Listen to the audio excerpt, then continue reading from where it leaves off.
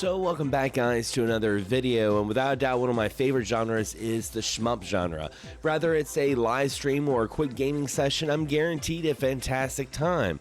But with that being said, I know that I've had some comments in the past and viewers watching the streams that enjoy a lot of these shmups but feel kind of intimidated with the sheer fact that you're trying to swim through a sea of bullets. But fear not my friends, because today I'm going to be talking about 6 fantastic shmups that are great for beginners. Starting off with a classic from Sega, Fantasy Zone. You control a little spaceship named Opa Opa and navigate through each zone. The concept is simple enough. You fly around, look for enemy stations, and destroy them from spawning other enemies. And at the very end, you battle a boss.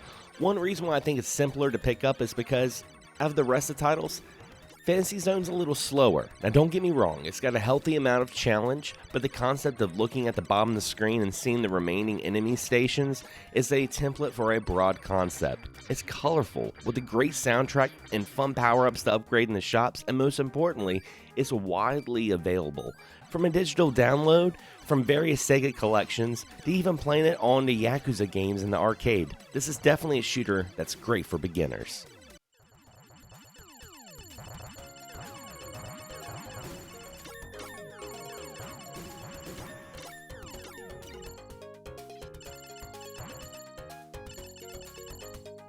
Aeroflash. Like many scrolling shooters, the player has a basic shot which can be upgraded in exchange for different weapons, as well as gain smaller ships that follow the player's ship around and copies his attacks. But as usual, those power-ups are distributed through the levels, but they retained while advancing to the next stage, but lost entirely if the player loses a life. Now, transforming your ship to a mech is not just a novel game mechanic, but your weapons change depending on the form. Now there's one special attack, the mecha attack, that makes this game very simple, but fun. I feel like finding the rhythm of the enemy shots though in Aeroflash is a great habit to develop when you're playing any shooter. This is definitely a game to check out.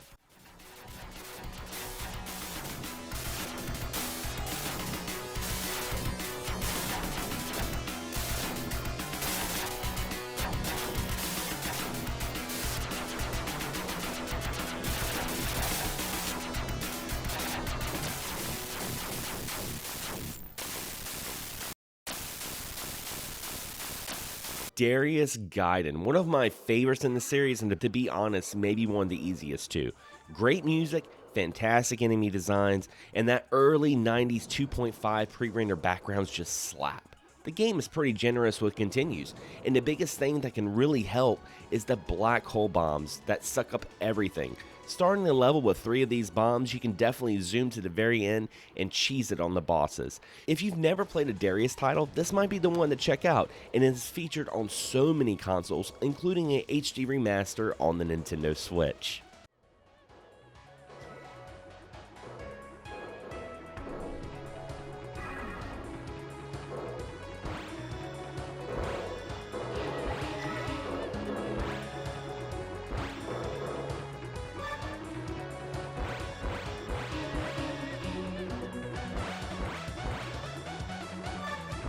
Okay, you'll notice real quick that Japanese exclusive shooters can be very zany, and God Panic is the definition of that statement.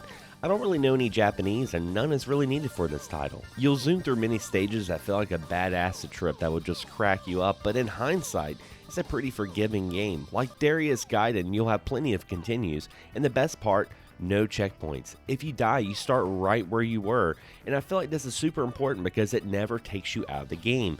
Even that split second of a black screen can hinder the shooting experience.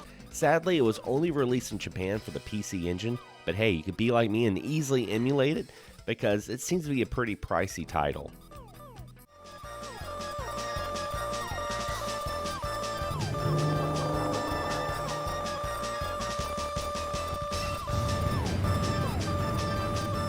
Death Smiles 1 and 2. Death Smiles is a horizontal bullet hell from the masters of the genre, Cave.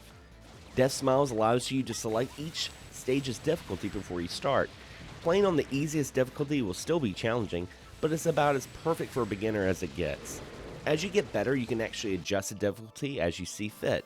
It's a fantastic pick-up and play title with a Halloween-like art style, and I'm glad it's become more available with this collection, and it gives more players a chance to fall for this genre.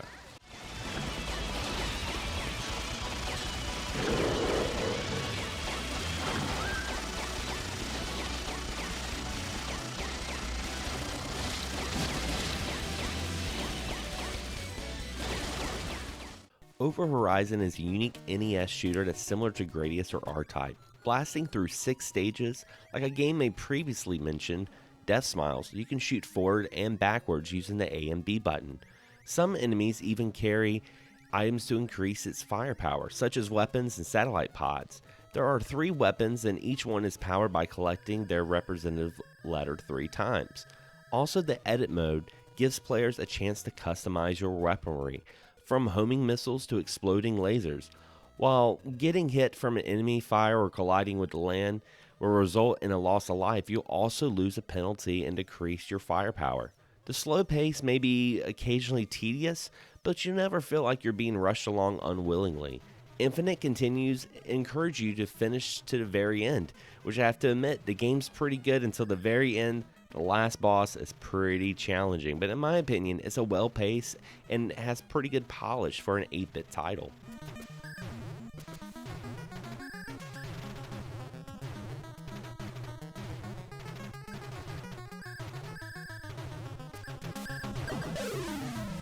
Well, folks, that's just the tip of the iceberg. That's just 6 titles out of a huge plethora of games in this genre catalog, but this is where I want you guys to come in. What are some shooters that you would recommend for a beginner? I would love to hear some of your comments below, and if you enjoy this kind of content and you're already subscribed, be sure to also hit the bell so you're notified, because that will let you know whenever there's a new video or a live stream coming up in the future. As always, guys, I want to thank you so much for watching. Thank you for subscribing, and as always, happy gaming.